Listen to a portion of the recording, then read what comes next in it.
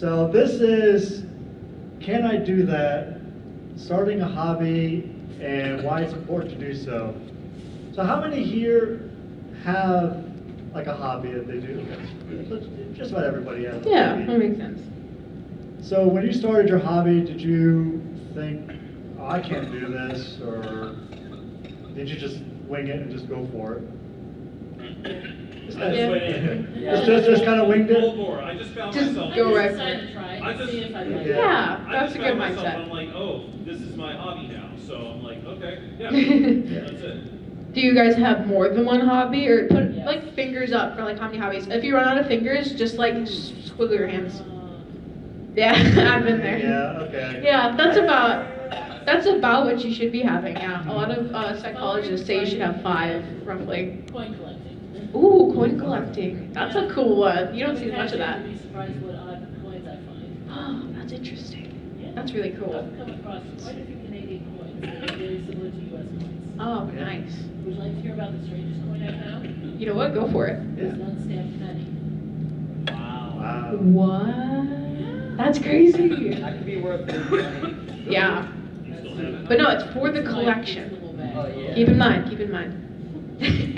So why don't you go ahead and start with like the psychology of why you should have a. All right. So this will be probably like the only like big like speech of this whole panel. It'll generally be more like conversational and like talk about like what you want to do, like how do I get started and stuff like that. But there's actually a lot of like psychological like research that has been done on this topic, and psychologists actually say that you should have approximately 5 hobbies for different areas of your life. Can you call cooking a hobby?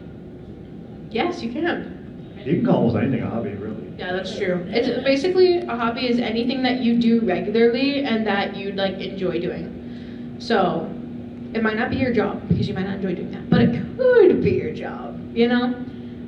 But basically, the 5 types of hobbies are 1 to stay active, 1 to exercise creativity, 1 to make money, and 1 to expand your knowledge, and 1 to evolve your mindset. So beginning with active hobbies, this means that anything you enjoy and do regularly that is active. And maybe most of us probably, I know I am, not doing this regularly enough. And as a general rule of thumb, you should aim to get 30 minutes of exercise per day, even if that's bug ball. Like, that's fun exercise. Ideally, you want to do something that's like fun for you, and it doesn't have to be overly stressful or like overly active. But like, just going outside, like being like, oh, it's a nice day, I'm gonna go for a walk. Or like, if you have a pet, like just take your pet outside or something. But yeah, you can find like fun things. Dancing also counts as exercise, or hula hooping. I love hula hooping. And then a creative hobby. So that could be art, writing, or music even. So no matter how bad you are at it, just the process of making something has been proven to improve your mental health. And that doesn't, whoa, I'm skipping ahead. Okay, and then, so basically it's just like creating stuff. I do that all the time. But what about expanding your knowledge? That sounds pretty intimidating, being like, do I have to like sit down and read the dictionary? Like, what is Apple Bloom telling me to do? No, you do not have to sit down and read the dictionary. Though reading can be beneficial. Reading actually shows that it increases your memory, your knowledge, and your just general vocabulary. And it also can improve your mindset. So you might just be happier finding that you're picking up a good book. Though Dr. Seuss may not qualify in this instance, like if you're picking up a Dr. Seuss book, might be a little easy. But if it's at your reading level, I'm not judging. I'm not judging if you can read Dr. Seuss books. Or you read for nostalgia. That's true. Reading for nostalgia is wonderful. Yeah. But sometimes you just have to learn new things and pick up a book. You're like, maybe this is too like hard for me, but you might want to try it. You can learn something, and maybe find out that, oh wow, I really like this. Like, don't be afraid to try new things, because like that's how hobbies start. You just like, oh, that looks cool. Should I do it? I'm gonna do it. And then you do it for the rest of your life. So that can be very important. And then, now last but certainly not least, it is important to have a hobby that involves your mindset, highlighting the importance of stepping out of your comfort zone and trying something new. I know this can be a hard thing to do, and you don't have to do it alone. If you're unsure about a hobby, I urge you to go for it. The worst thing that can happen is you find something that just isn't for you. But on the other hand, you can find your new favorite thing. Life is a journey of self-discovery, so how are you gonna know what you like or not if you never dare try? And here is a very fun little fact. There is no such thing as too many hobbies. You can have as many as you want, doesn't matter, go crazy, go nuts, but don't overspend. That can be dangerous. Don't lose all your money because of your hobbies. But yeah, I have like 1,000,002 hobbies, including but not limited to crochet, reading, video games, cosplay, drawing, photography, miniature painting, videography, graphic design, embroidery, sewing, singing, learning about classic cars, Dungeons and Dragons, writing, cooking, baking, etc. Yeah, I do a lot. I was to classic cars and what we have going on outside too. Yes, I am here for this convention and the classic car convention. I am running back and forth down that boardwalk. I love cars. And they're like going up and down the street here all day. I woke up for that. I woke up early before opening ceremonies even, just to go out there. Yeah, there's lots of Bel Airs, which are really nice. Bel Airs are like from the late 50s to early 60s. Beautiful. Oh my god. They're amazing. Not to derail your speech there. And then, yeah, so all of this sounds a little too good to be true. After all, hobbies require a lot of time and a lot of attention. I should know. Well, the truth of the matter is, you have to make time without letting it turn into procrastination. Just taking small increments of time you have to set aside as a break to engage in some sort of hobby can prove to be super beneficial. And hobbies are a wonderful thing because you can do them wherever and pretty much whenever you want. You can also practice hobbies alone or with others. They can be a great tool to use in solitude in order to reflect and grow as a person, and they can be a fun way to meet new people and make friends. With everything, however, it is important to find a balance. Have some hobbies you are able to practice in solitude, and others you can do with friends. And I hope you were able to learn something and that you feel more eager to find yourself in the wonderful world of hobbies. Thank you. Clearly the English language is not one of my hobbies. Yeah, so, like, for me, a number of years ago, I thought that, like, I didn't really have any hobbies. I did play video games and some stuff like that, but I decided I needed to pick something up to be a little more creative. I didn't think I was a creative type. And for me, what kind of got me was, I'm a huge fan of Ember. People in the fandom know me as a big Ember fan. And artists in the vendor hall often don't do a lot of Ember art because she's kind of a unique model. So, like, a plush artist can't just throw their standard pony plush and change the hair without the do. Crazy. So, like, anything with Ember, especially in 3D form, like a sculpture, has to kind of be from the ground up. So I thought, okay, let me do something for the Ember fans out there and start making Ember merch for the other people. And I thought, okay, I live in an apartment, so I just need kind of quiet. I thought clay sculpting would be good. I just went to town, just trying to make an Ember. And you know, I was out by myself, just working, and eventually, after a couple of weeks, I actually had a decent Ember head shape. And I just kept on going. Like, the more I started seeing an Ember that I liked, the more motivated I got to keep going. And my only goal was just, if I saw this on a vendor's table, would I want to buy this? It didn't have to be perfect, like this one right here in front of me that's for the charity auction. Now, she's far from perfect, but if I saw this on a vendor's table, I would definitely look to buy it. And posting the updates, like, I would get a lot of people who like my updates more than like the final pictures. And that's encouraging. And just like my mental health just got better doing it. Like, I was feeling like I was doing something I actually felt proud of. And like, when I first started posting pictures of this one in the Discord, and people were saying, wow, that is so amazing, you say this one's not that great. It's like, I can never do something like that. Sure you can. start. Go out there, get some clay. You can start almost every hobby cheap. You don't have to go out and buy all the fancy tools. Like for clay sculpting, the tool I use the most are my hands. I've bought clay sculpting tools, I almost never use them. Some of it's for like finishing, which could have used a little more. Celestia Yeah. gave us these. We must Yeah. use them. And it was just a matter of how much time did I want to put into it. You just don't get discouraged. Like my first Ember nose, I must have redone 20, 30 times. I'll get started, I would shape it, and all of a sudden, oh, that looks terrible. It's clay. Ripped it off, started again.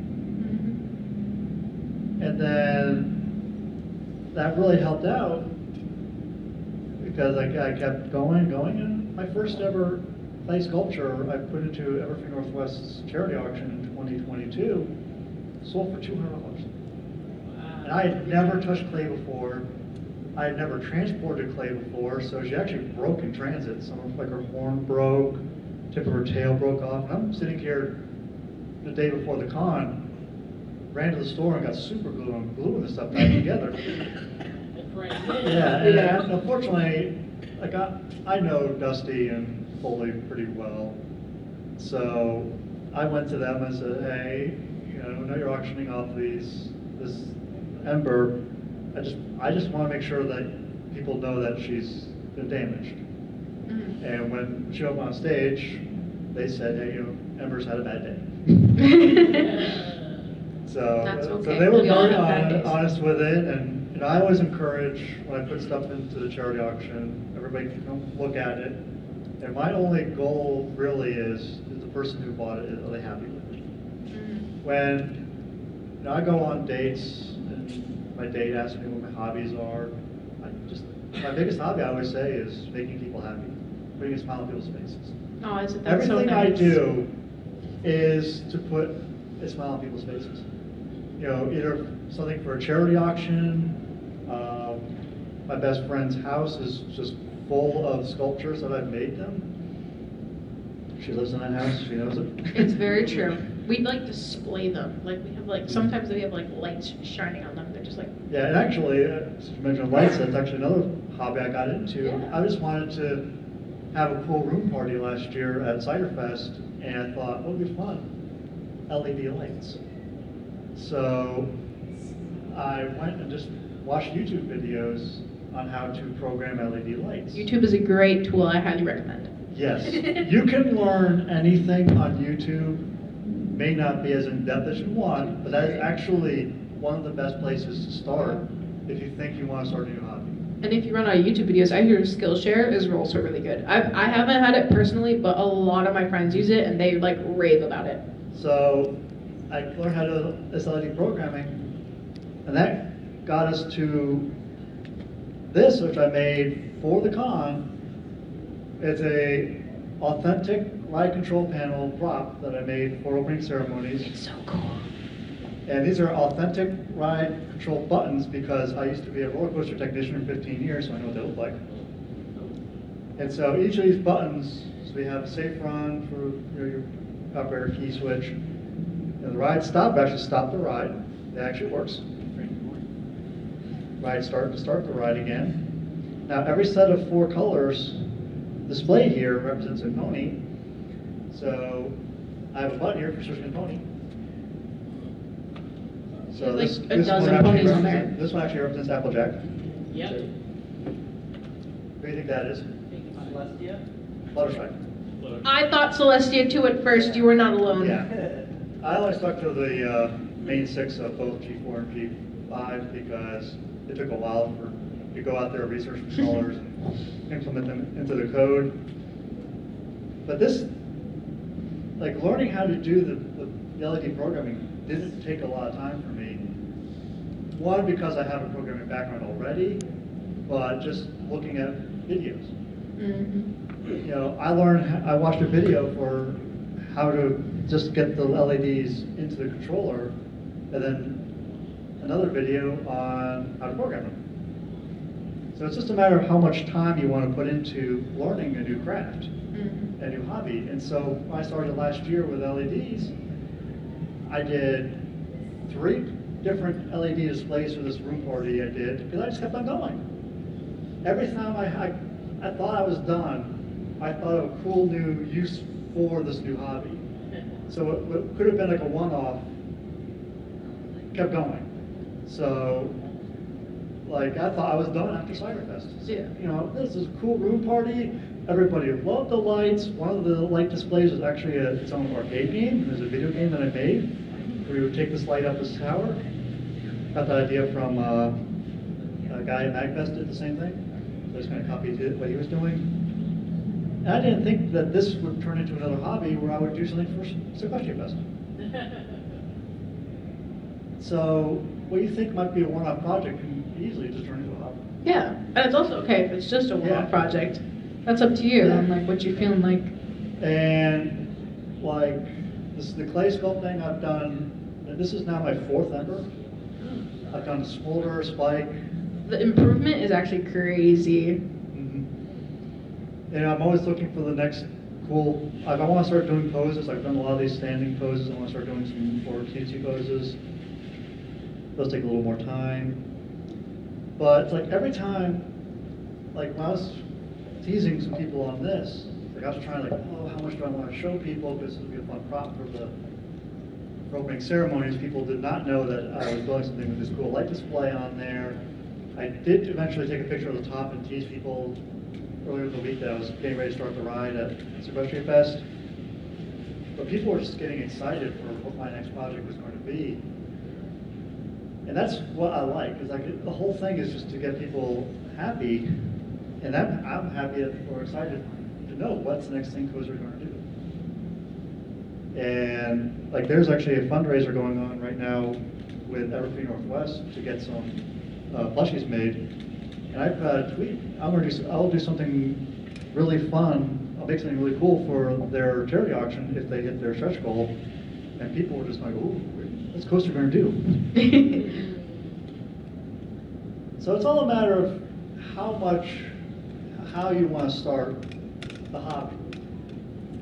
You look at, obviously, what you want to do is you want to look at a video of somebody doing that hobby first. Mm-hmm. I watched videos on clay sculpting before I started clay sculpting. There was a YouTube channel, Ace of Clay. If you've ever seen him, he basically filmed a lot of his process, sped it up, of course, so it looks like, oh, hey, I can make a really cool sculpture in 20 minutes. But you kind of like look at that and you say, okay, how can I implement that myself? And then you kind of do some research and find out, okay, he's using this clay, it's very expensive, what's cheaper? You don't have to go run out and buy all the expensive stuff right away. You can get started, as I said earlier, very cheap for most hobbies. So if you want to get started in video game design and programming, which is what my degree is in, you don't have to go out there and buy all the fancy tools that game studios are using. Almost every tool that a game designer uses has some sort of free or really cheap alternative out there. Mm-hmm. Like your R programming languages are of course free, and like your game engines, you could even start with a professional game design program that has a free tier model. Like a lot of them, you don't even have to, you can download the same version that they use to make AAA studio games, and they don't charge you until you actually start selling the game. And that's how like these indie companies get started, because you can make your game, and then right before you start selling it, change your license saying, hey, I'm ready to actually sell this, and then you get into a pricing model that allows you to sell it. And even actually for the free tier, you can sell it for nothing. And it's until you make like X number of dollars that you actually start paying the company. Yeah. So, anybody here thinking of a new hobby that they want to try? We've already gone through who has hobbies, and we're just thinking, I might want to try this. What do you want to try? I want to get into plushes. Make it Plush slushes. Ooh, that's a fun one. That's Not the small ones. Big. Oh, big big ones. ones, okay. Do you, Oh, do, that's any, do you do nice. any sewing right now? I was doing a little bit. I'm learning from my mom. She's, I want to say, a professional sewer. Oh, that's Oh, cool. that's neat. So do you use like a sewing machine or do you like hand stitch it? Yep, I got a second-hand one from it's called Reuse It store. Okay. Oh. They have like people donate stuff and then they resell it and then I think they donate the money or something like that. That's really nice. It's on Singer, it works. So Singers are really good too. So for like plush sewing, don't start with like going out buying the expensive Mickey fabrics. Exactly. Just go to Joann's and get the cheapest stuff you can find. Cotton. Joann's has so much cotton for like less than a buck a yard. Yes. It's what so my, cheap. What my mom would use is shirts, old shirts. That'll work. That's a smart idea. Put them Oh up. my gosh. And just like I did with my first sculptures, just practice it until you've got that shape that you want. And then you can look, okay, this works for me. I'll go to get the more expensive Mickey fabric. Yeah, and plush making is a lot about patterning too. So like, Yep. just like get a pattern done out of just like some like cheap fabric. Even like retail stores sometimes have fabric, or like the T-shirt thing that you mentioned, like old shirts. Just like make up as many mock-ups as you need, and then just like seam rip it, and then you're like, it's perfect. Yep. Let's get the good stuff in. When I was in high school, I once made a costume by buying a dress out of a thrift store and just altering it. Oh yes, that's how we actually. I started cosplaying by like doing like alterations and just like finding things in my closet, being like, oh, this looks good, this looks good. But what if it had like a purple color instead? And then I'd be like, oh, that's an easy change. I'll just learn how to do that, and then slowly it just like grows over time. But yeah, that's really cool. Like I was borrowing a laser engraver from somebody over the winter. And Casually borrows a laser engraver, Mr. It Fancy. was actually a very cheap model. And I was just, the goal for that was I was trying to learn how to use it so I could teach the person how to use it. One of those situations. And I just started, once I started getting the actual engraver to start doing its job, I just could not stop. I was just finding new things to etch things on. Hobbies can be addictive. Like I was making, by the time I was done, I had laser etched my own convention wallet. Like I was given a wallet for Christmas that I didn't really need, because I had a wallet that was fine. So I said, oh, you know what, maybe I can make a wallet just for conventions, and when I go to conventions, I'll just put in the bare minimum I need for The the convention budget. And I laser etched Ember right onto that wallet, and it looks amazing. It does look really cool. I saw it today and I was like, I was making gifts for friends, many test pieces for the person that asked me to show them how to use a laser engraver, and I don't think this person has used that engraver since I gave back to them. No joke, I don't think they've used it at all. Like I went out and bought puzzle boxes and took the lids off and lasered like OCs with their favorite characters and their fandom name, and like they were just blown away when I gave it to them at HarmonyCon. And I was told that when they recently moved out of their house, like they made a special like trip like just for this thing. Like they took special care on this puzzle box, like specifically when they moved. I guess that's what I was told. oh, that's As soon as you moved. yeah, yeah. So it's like that's how you start things. You just think, what would put a smile on my face? What would put a smile on my friends' faces? Mm-hmm. Like I've made stuff for friends with their favorite OCs. Like I gave people sculptures of their favorite characters. And like I was attending a holiday party, gave somebody a sculpture of their favorite pony, and I had to go back out to the car for something. And apparently the entire time I was gone, this person was just gonna stop talking about how cool the sculpture was. Anyone have any like hobby-related questions? We got lots of time still. Yeah. Would you call building your own computer a hobby? Oh, Absolutely. definitely. I have a lot of friends who like build PCs and stuff for like gaming because I'm on an Overwatch team, and so they like do their own like PC builds and like for different characters and different games, and it's like really fascinating to watch. But yeah, I definitely consider that a hobby. It's so cool. I haven't bought a store-bought computer in many years. I always just found it easier for me just to buy the parts I want. Sometimes it's more expensive, sometimes it's cheaper. I just basically just know going in what I want, what parts I Yeah. like, and what cases I like. My current rig has a Corsair case. It has like lights around the fans. It's kind of like dovetails with your LED programming. Yeah. Because Corsair has a proprietary software suite called IQ, which lets you design different kinds of programs. So it's like I have a default that I use, but if I want to say play, I don't know, Cyberpunk 2077, there's a lighting scheme for that, or there's a lighting scheme, there are Star Wars lighting schemes, or when it's Christmas time, there's a Christmas time themed lighting scheme that I put up His on default that. was rainbow. Yeah. Yeah, no, it's not, yeah, well, because I can't decide on a color. Yeah. That one I wrote in Python. Oh, nice. That's on Python script. I could have used like a bunch of Okay. pre-made scripts that people already did. And actually, when I first started, you know, I watched the videos on how to set that up, and they said go to this website, they get a script. I did that for testing, and then once I had the test right, and I went into the existing script and made my changes. Well, with IQ, I mean, one of the first things you need to get is something called a commander, which is a module, like probably what you work with.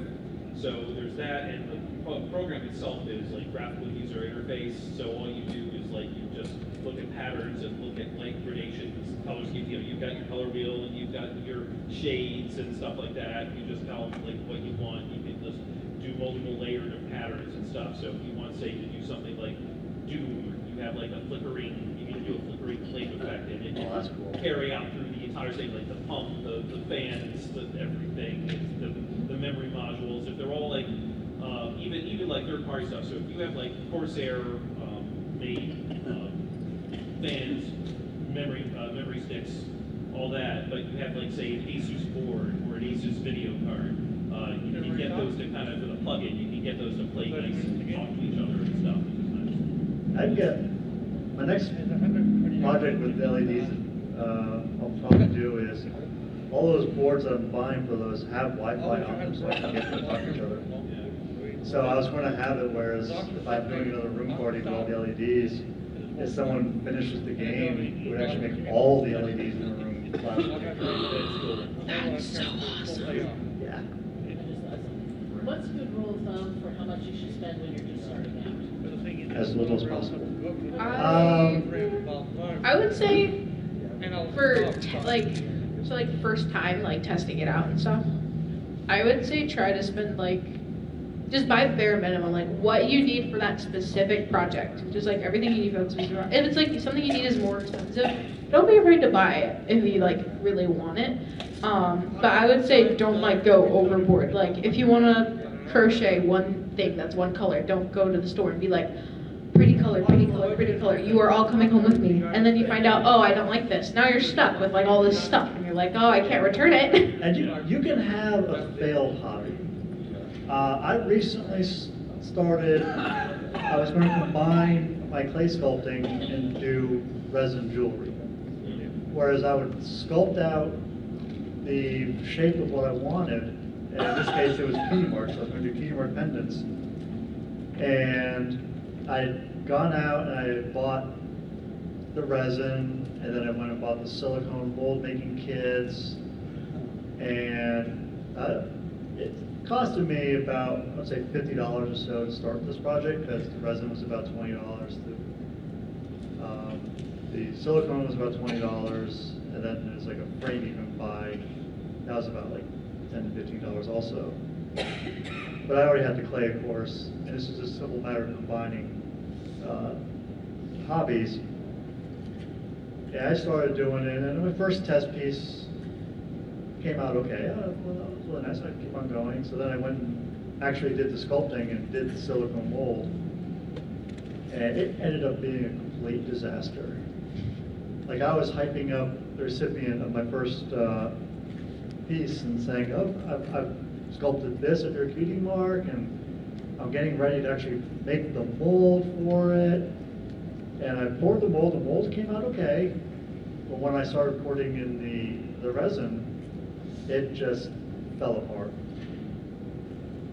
And that was about a month or so ago, 2 weeks ago. And I had this, the panel project to do, and I had the Emperor project I was going to do. I was like, I gotta stop this. And I'll probably go back to it after Winnie City. I'm doing that in a couple weeks also. But don't feel bad about if the project fails. Well, one of the things I'm starting to dip my toe into just recently is painting miniatures for games. I do that too. Well, this is not. What do you do? I paint like D&D miniatures and stuff. Okay, this isn't. What I'm doing is not. You've probably never heard of this game before. It's called Shadows of Brimstone. Oh wait, I've seen an ad for it, but I've not. Oh, you played it. have? Okay, Yeah. great. Because that makes I like know someone off of social media who plays it. For anyone here who does not know what this game is, it's a board game, but it's played with miniatures. It's set in the Old West, but it has like a fantasy sci-fi setting. So you could be in a mine, and you can find a dimensional portal, and the next thing you know, you're in a derelict alien ship, or like a lost alien civilization, or something like that. So Fun stuff. Yeah, it is cool stuff, but it is played with miniatures. So I got like the 2 core sets and a couple of the expansions for other characters, and I got some paints, and I got like some teasers and stuff. And there's a great store here in Glenbury, Maryland, that has a lot of facilities, has a lot of equipment. They also have classes, but they just haven't had like any classes lately for beginner or novice painters. And that's kind of like what I'm waiting on right now. Yeah. 'Cause I know I gotta like go and get the primer for it. I've got the official paints that they recommend you use for it. And I've got like the little stainless steel ball bearings to keep the paint from congealing, and all this other epoxy to fill in the gaps with the miniatures.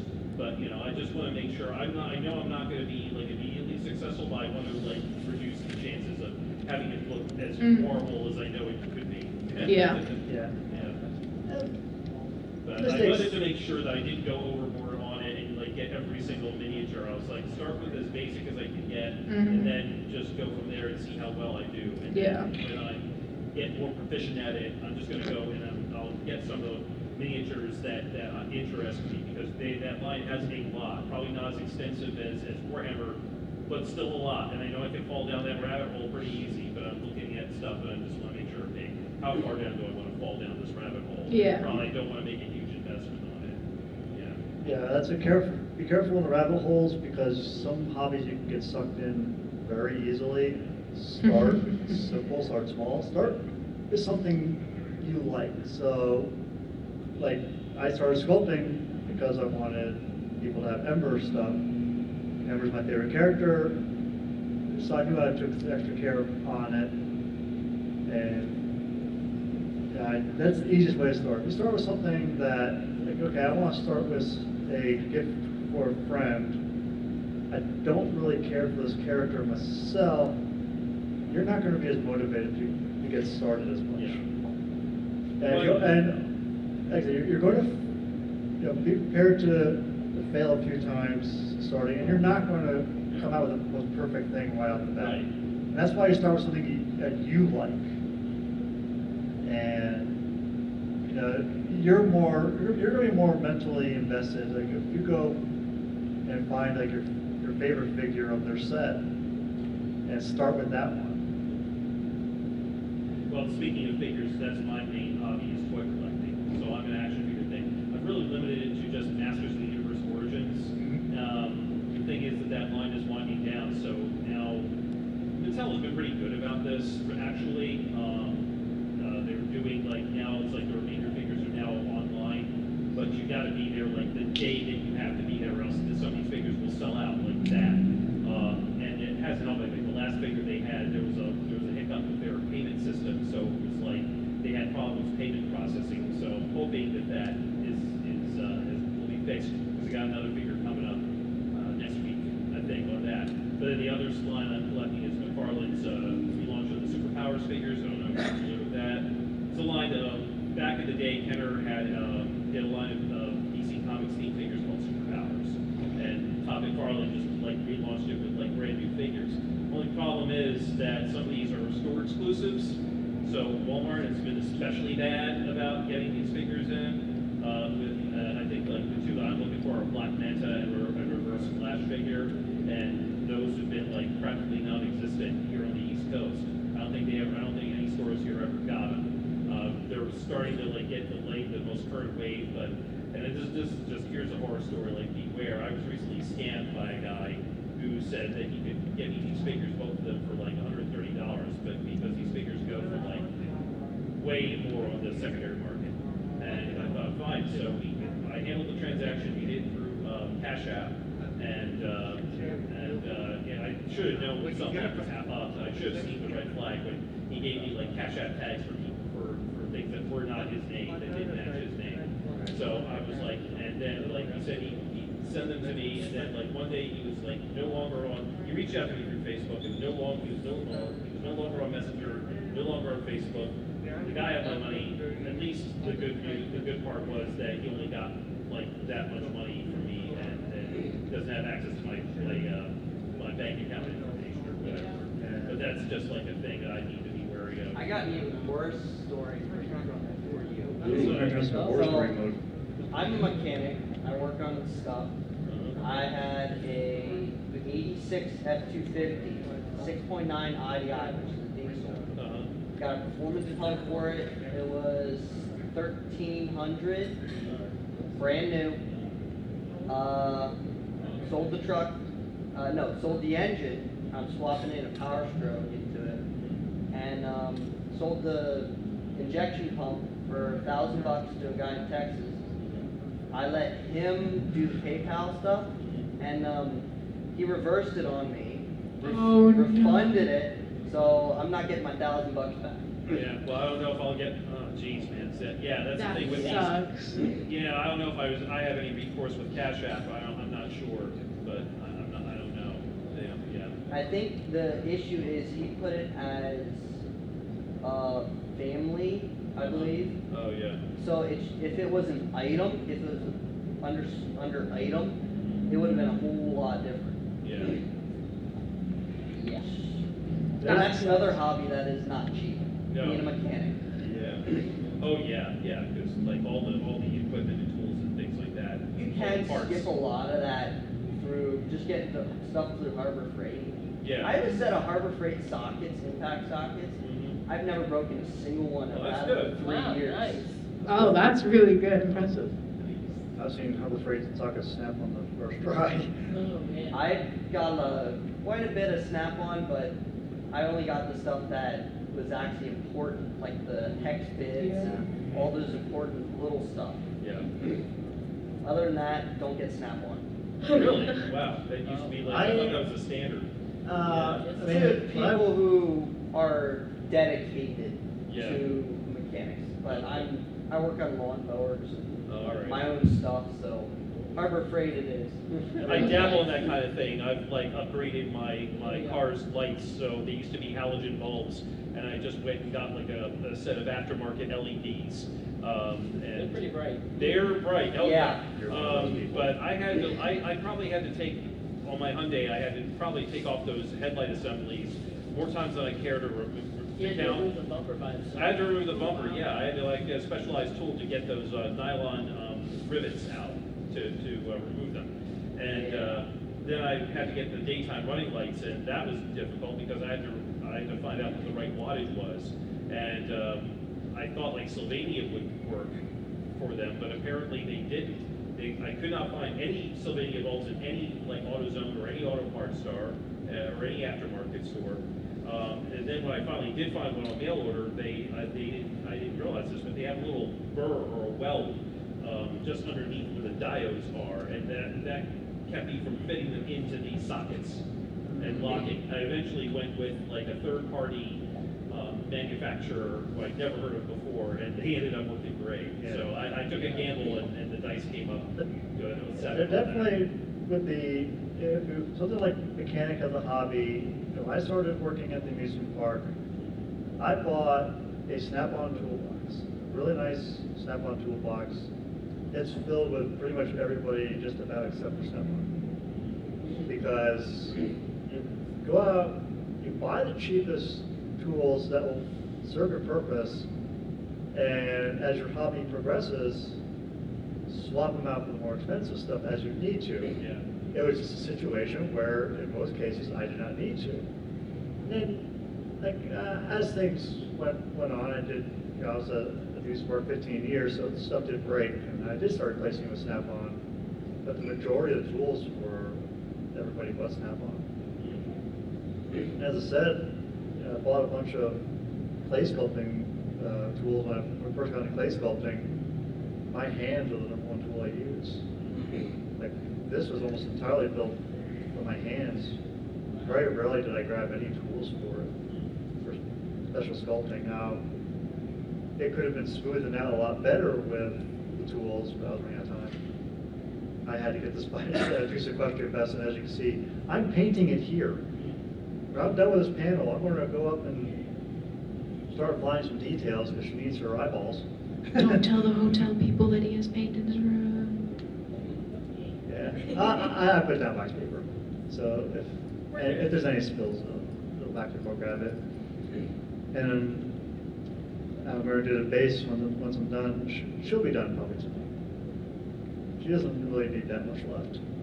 I was up till 3:30 in the morning painting this. Wow, that's crazy. Yep. Yeah, I actually can relate to your thing right now with the model making because one thing I would love to possibly do myself is, well actually, I kind of inspired for this by seeing people from the Thomas the Tank Engine Japan that make their own custom model props of the characters from the show, but in order to get the parts and stuff you need, it's like it probably cost you an arm and a leg because the type of models they use to build the characters. Because you want to do it that way, or you get the shells of the bodies like 3D printed or whatever. But of course, me, I have like the gentle hand that a lot of people, the other guys do, and it's like I don't want to make a mistake and have to start all over again. Because when we were doing the tape earlier for the butt balls, it kind of reminds me of how the fans who have made those custom characters struggle with like the lining on the characters because I don't know what tape I don't know what they used technically for the lining back in the old days of the show, but if you didn't get it right on the first try, or if you couldn't get it to like go around an arch or whatever, you had to take it all off and start over. Yeah, that sucks. As said, you'll get better as you do it. Don't go to a hobby thinking you're going to make the perfect results the first time.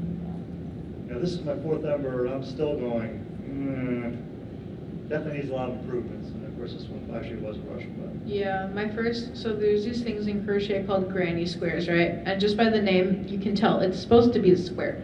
Well, my first one that I did, it was not square shaped. I did not know what I was doing. I was following a YouTube video, but I was not following it well. And it ended up looking like if you took a star and then you crumpled it up. Yeah.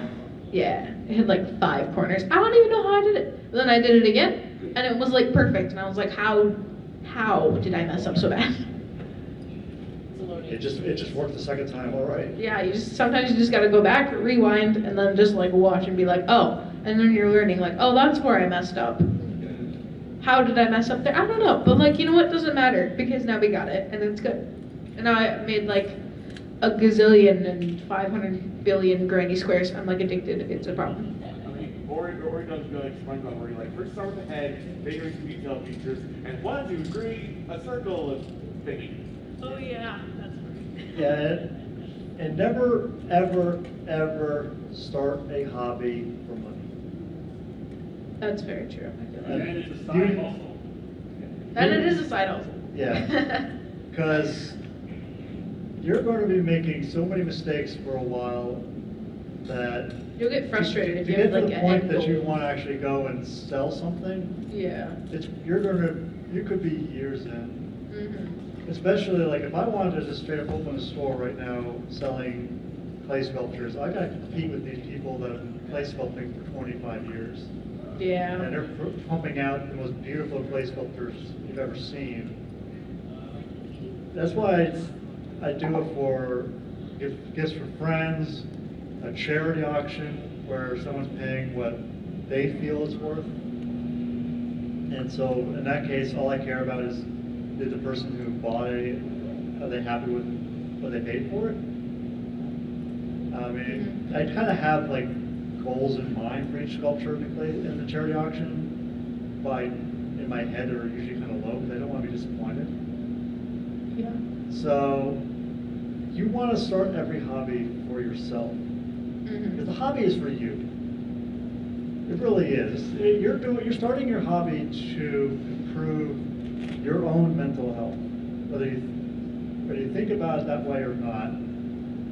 You don't just start going in there saying, I'm going to start doing this and start making lots of money for it. Yeah.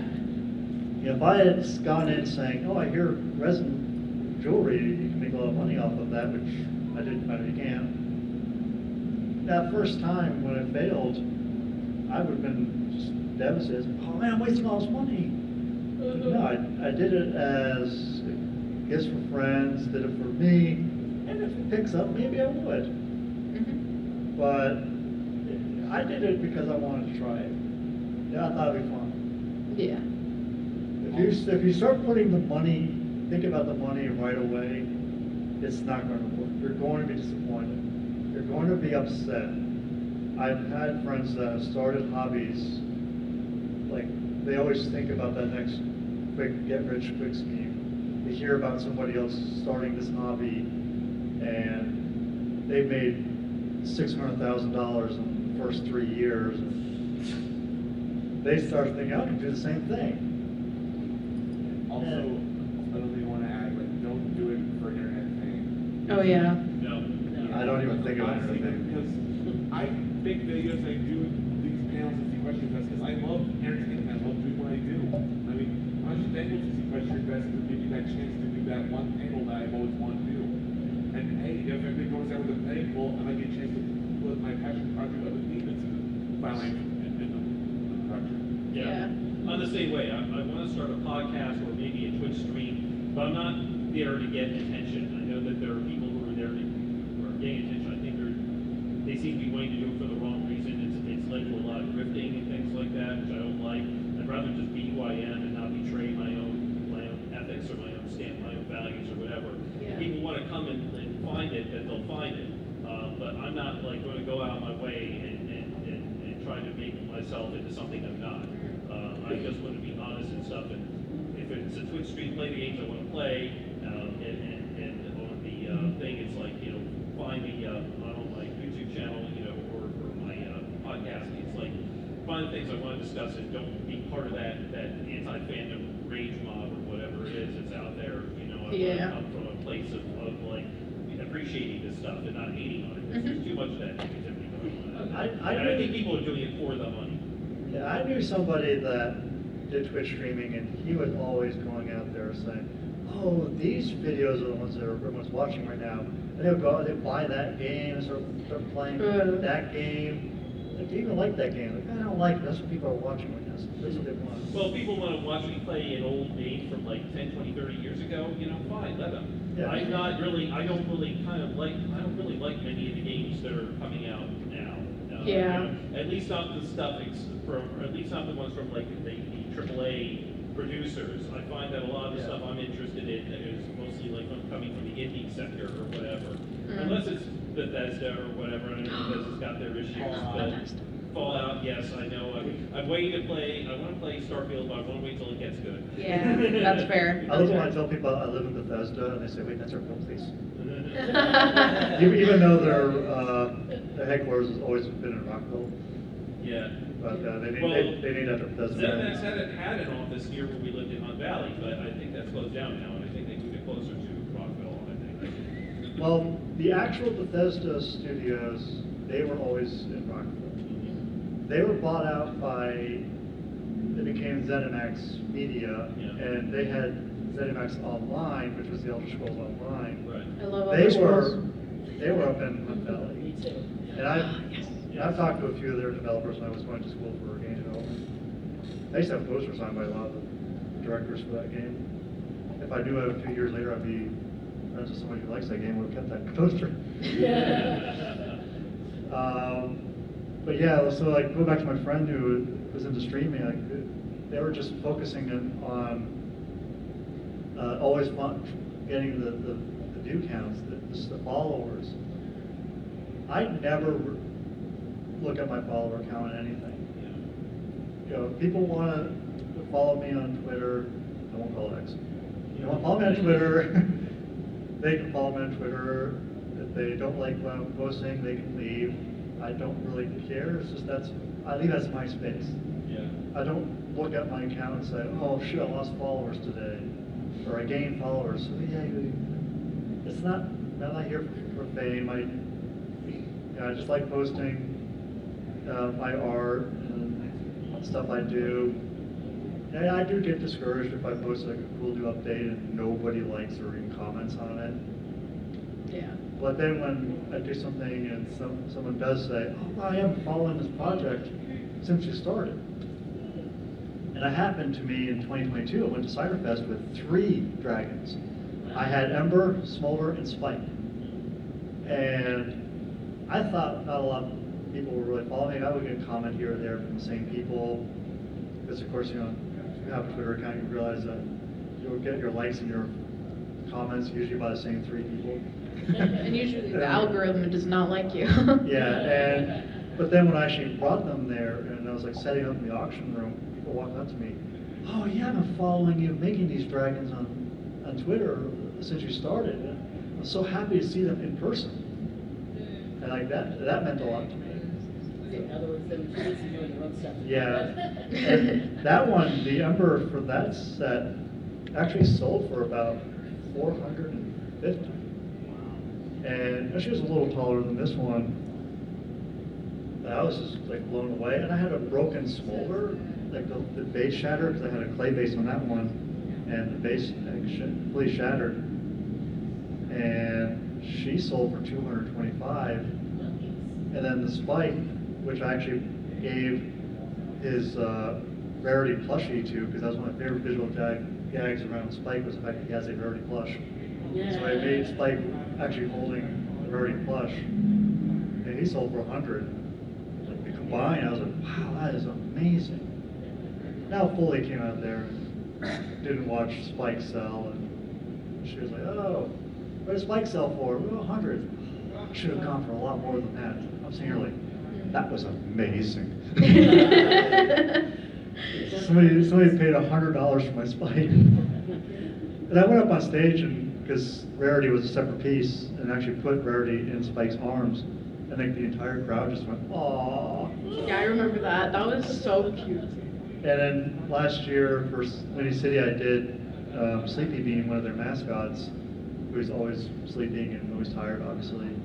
And when they pulled that sculpture out once again, like the entire crowd just went, aww. And this was like at the end of their auction when they were getting ready for closing ceremonies. So for me, the coolest part about that auction was the fact that a lot of my friends were up on stage at the time, because you know, Charlie the Contour was up there getting ready for closing ceremonies. He was auctioning it off along with Taylor. Red Card was of course helping. Vivid Syntax was up on stage at the time. I love Vivid. And actually I think Vivid started the auction. Yeah. And she said like, hey, where's Coaster? Because he made this really adorable Sleepy being. And actually that one was a situation where I had a higher value in my mind for what it would sell for, and it didn't sell for that. And so I was a little disappointed, but just having all the friends up there auctioning it off, and that crowd's reaction was worth it. So that's what you do your hobbies for, because we're getting close to time here. You're doing your hobbies for yourself. Mm-hmm. You're not doing it to make money, you're not doing it to gain fame. You want to always start your hobby to make yourself happy. Yeah. Or at least de-stress. Yeah, de-stress. Yeah, very important. If your hobby involves getting followers, or basically involves getting somebody else to do something, that's going to make you stressed out too. That's what's going to stress you out the most. You'll be like, dang, this only got so many likes. I'm disappointed in myself. Okay, one last question. How do you feel about combining 2 hobbies? That's numerous hobbies. Well, just to let you know. This right here is a combination of woodworking, LED programming, eBaying, You know, game programming, because I said the last year, one of the LEDs I did was an actual video game. It's actually set up right now in my room, if people want to play it. And, you know, that was a combination of hobbies. Absolutely. Well, I mentioned it because there is an official Elder Scrolls cookbook, isn't it? I own it, and it's really good. I've made like half the recipes. I'm trying to think of what I recommend. Oh, I forgot what they're called. Oh, wait. Oh my gosh. Wait. Okay. My brain's not working. The things that they eat in Skyrim that are shaped like Sweet roll. sweet roll. Thank you. I was like Skyrim. One. Yes, the recipe for sweet rolls. I make them all the time. People beg me to make them for them. It's so good. Please make sweet rolls. It is amazing, and I love them so much. Going back to combining hobbies, I would definitely put the caution out is make sure you're good at one at least. That's true. That's Don't true. just take two hobbies that you have never tried before. And be like, this'll work.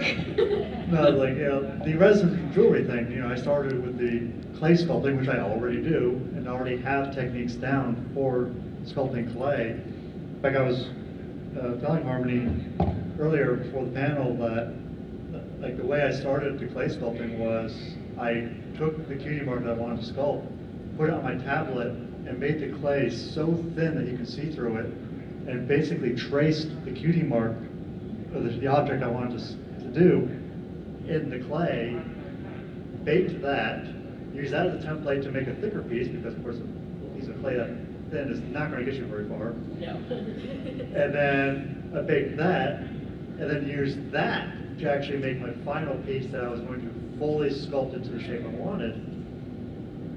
And so, you know, if I had just started, I'd never touched clay before, had never touched resin before, I might have tried just making the piece right at the bat, and I would have had this ugly thing that wasn't anywhere close to the shape that I wanted.